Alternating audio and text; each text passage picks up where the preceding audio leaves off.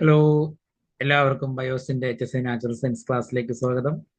കഴിഞ്ഞ ക്ലാസ്സിൽ ഇൻഫ്ലോറസൻസ് എന്ന ടോപ്പിക്കിൽ റെസിമോസ് ഇൻഫ്ലോറസൻസ് ആണ് നമ്മൾ ഡിസ്കസ് ചെയ്തത്. ഇന്നത്തെ ക്ലാസ്സിൽ ഇൻഫ്ലോറസൻസിൽ തന്നെയുള്ള സൈമോസ് ഇൻഫ്ലോറസൻസ് ആണ് ഡിസ്കസ് ചെയ്യുന്നത്. സൈമോസ് ഇൻഫ്ലോറസൻസ് എന്താണെന്ന് പറയുന്നതിന് മുമ്പ് കഴിഞ്ഞ ദിവസം നമ്മൾ പഠിച്ച റെസിമോസ് ഇൻഫ്ലോറസൻസ് ഒന്ന് ഓർമ്മയിൽ വരുത്തുക.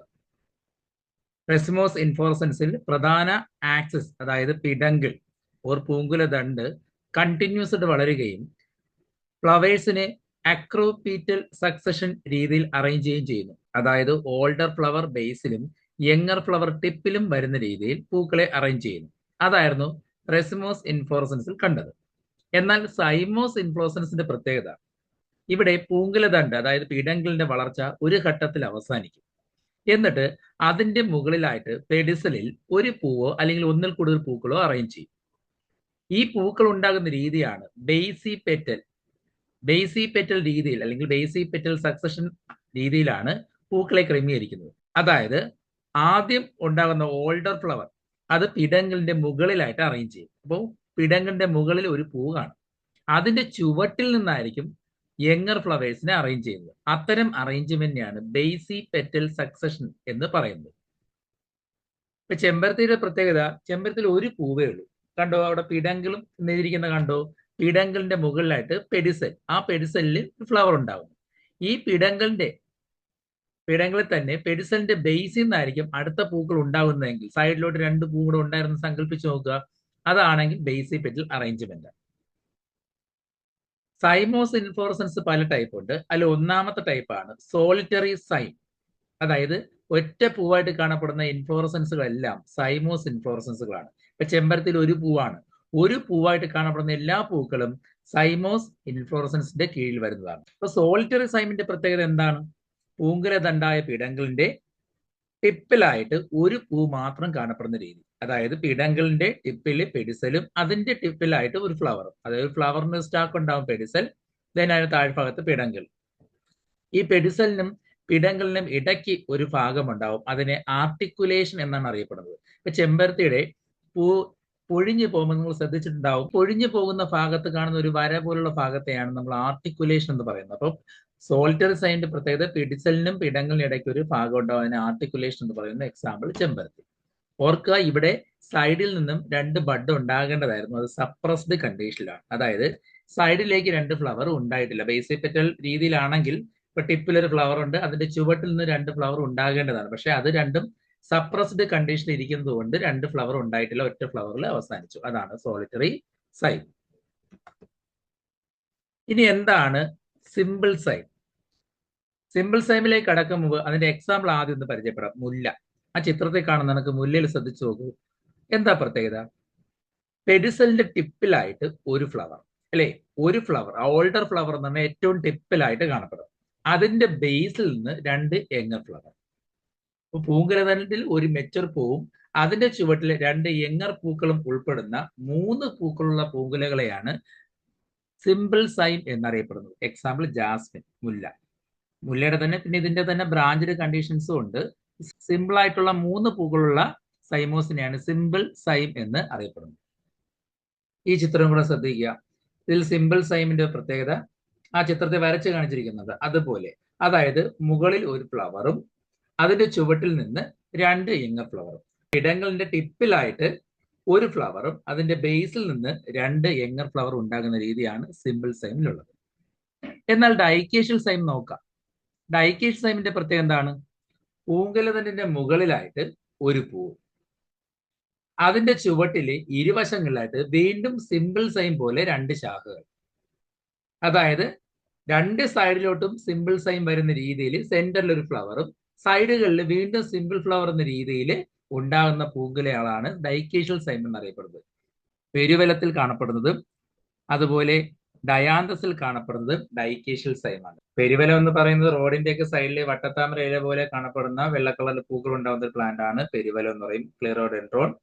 അപ്പൊ അതിൽ കാണപ്പെടുന്നത് ഡൈക്കേഷ്യൽ സൈമാണ്. ഇനി നേരത്തെ കണ്ട ചിത്രം ഒന്നുകൂടെ നമുക്കൊന്ന് പരിശോധിക്കാം. ഈ രണ്ടാം ചിത്രം നോക്കുക, അതിൽ വരച്ചിരിക്കുന്ന ഒരു പോർഷൻ നോക്കുക. ആദ്യം നടുക്കൊരു ഫ്ലവർ, അതിന്റെ ചുവട്ടിൽ നിന്നും രണ്ട് ഫ്ലവർ, ആ ചുവട്ടിലുള്ള രണ്ട് ഫ്ലവറിന്റെ ചുവട്ടിൽ നിന്നും വീണ്ടും രണ്ട് ഫ്ലവർ. അപ്പോൾ സെന്ററിൽ ഒരു ഫ്ലവർ, സൈഡിലേക്ക് വീണ്ടും സിമ്പിൾ സൈൻ പോലെ 2 ബ്രാഞ്ച് വരും. അതാണ് ഡൈക്കേഷ്യൽ സൈം എന്ന് പറയുന്നത്. അടുത്തത് മോണോക്കേഷ്യൽ സൈം. മോണോക്കേഷ്യൽ സൈമിന്റെ പ്രത്യേകത എന്ന് പറയുന്നത് പൂങ്കലതണ്ടിന്റെ പ്രധാന പൂവ്, അതായത് പൂങ്കലതണ്ടിൽ ഒരു പ്രധാന പൂവ് ആദ്യം ഉണ്ടാവുമല്ലോ, അതിന്റെ ചുവട്ടിൽ നിന്നല്ലേ യങ്ങർ ഫ്ലവേഴ്സ് ഉണ്ടാവേണ്ടത്. ഈ ചിത്രത്തിൽ കാണുന്നത് പോലെ ശ്രദ്ധിച്ചു നോക്ക്. ആദ്യം ഒരു ഫ്ലവർ, അതിന്റെ ചുവട്ടിലേക്ക് ഒരു ഫ്ലവർ ഉണ്ടാവുന്നു. അതിന്റെ ഓപ്പോസിറ്റ് ഉണ്ടാവേണ്ട ഭാഗത്ത് അവിടുത്തെ ബഡ് വളരില്ല. അപ്പൊ ഒരു സൈഡിലേക്ക് കാണില്ല, ഒരു സൈഡിലോട്ട് മാത്രം.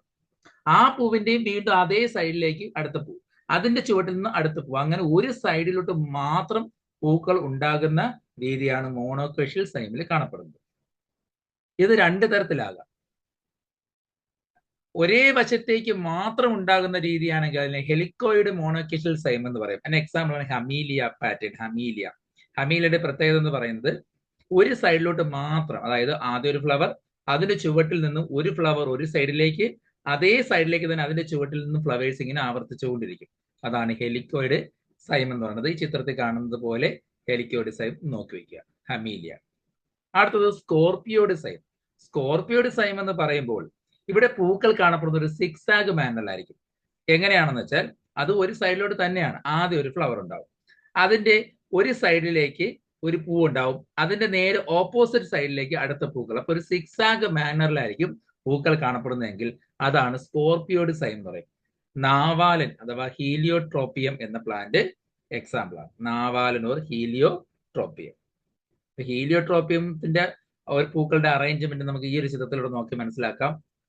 കണ്ടോ, ഒരു ഓൾഡർ ഫ്ലവർ, അതിന്റെ ബേസിൽ നിന്ന് ഒരു യങ്ങർ ഫ്ലവർ, അത് അടുത്ത് അതിന്റെ ഒരു സിക്സാഗ് മാനറിൽ ഇങ്ങനെ ഒരു സിക്സാഗ് പോലെ ക്രോസ് പോലെ അറേഞ്ച് ചെയ്തിരിക്കുന്ന രീതിയിലാണ് നാവാലൻ എന്ന ചെടിയിൽ പൂക്കൾ കാണപ്പെടുന്നത്. അത് സ്കോർപിയോഡ് സൈമാണ്. അപ്പൊ ഹെലിക്കോയിഡ് സൈമും സ്കോർപിയോഡ് സൈമും മോണോക്കേഷ്യൽ സൈം തന്നെയാണ്. ഹെലിക്കോയിഡ് സൈമിന്റെ പ്രത്യേകത ഒരു സൈഡിലേക്ക് മാത്രമേ പൂക്കളുടെ ബ്രാഞ്ചസ് ഉണ്ടാവുന്നുള്ളൂ. എന്നാൽ സ്കോർപിയോഡും ഒരു സൈഡ് തന്നെയാണ്, പക്ഷെ അതൊരു സിക്സാഗ് മാനറിലായിരിക്കും. ഈ 2 പൂങ്കളുടെയും ആ ഓരോ പൂ ഉണ്ടാവുന്നതിന്റെ ഓപ്പോസിറ്റ് സൈഡിലുള്ള ബഡ് സപ്രസ്ഡ് കണ്ടീഷനിലായിരിക്കും. അടുത്തത് പോളിക്കേഷ്യൽ സൈം. ആദ്യം സിമ്പിൾ സൈം എന്ന് ആലോചിച്ച് നോക്കാം. ആദ്യം എന്താണ് പഠിച്ചത് നമ്മൾ? ഒരു പിടങ്കലിന്റെ ടിപ്പിൽ ഒരു ഫ്ലവർ, അതിന്റെ ചുവട്ടിൽ 2 ഫ്ലവർ ഉണ്ടായാൽ അത് സിമ്പിൾ സൈം. ആ സിമ്പിൾ സൈം തന്നെ വീണ്ടും ഒന്നും കൂടെ ബ്രാഞ്ച് ആവുകയാണെങ്കിൽ അത് ഡൈക്കേഷ്യൽ സൈം. അതായത് ഡൈക്കേഷ്യൽ സൈമിന്റെ പ്രത്യേകത ടിപ്പിൽ ഒരു ഫ്ലവർ, അതിന്റെ സൈഡിലേക്ക് 2 സിമ്പിൾ സൈം വരുന്ന രീതിയിലുള്ള 2 ബ്രാഞ്ചസേ കാണത്തുള്ളൂ അല്ലെ. അതാണ് ഡൈക്കേഷ്യൽ സൈം. ആ 2ൽ കൂടുതൽ ബ്രാഞ്ചസ് ആയിട്ട് ഉണ്ടാകുന്ന കണ്ടീഷനെയാണ് പോളിക്കേഷ്യൽ സൈം എന്ന് പറയുന്നത്. അതായത് ആ പ്രധാന പൂവിന്റെ ചുവട്ടിൽ നിന്നും ഒരുപാട് ബ്രാഞ്ചസ് ഉണ്ടായിരിക്കും. എക്സാമ്പിൾ ചെമ്പകം, പ്ലുമേറിയ. ഈഴച്ചെമ്പകം എന്ന് പറയുന്ന ചെമ്പകമാണ് കേട്ടോ. ഒറിജിനൽ ചെമ്പകം വേറെ ഉണ്ട്, മൈക്കീലിയ ചെമ്പകം അതല്ല.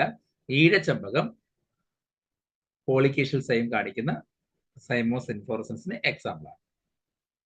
സൈമോസ് ഇൻഫ്ലോറസൻസ് വളരെ കുറച്ചേ ഉള്ളൂ. റെസിമോസ് ഇൻഫ്ലോറസൻസ് ആയിരുന്നു കുറച്ച് കൂടുതൽ ഉണ്ടായിരുന്നത്.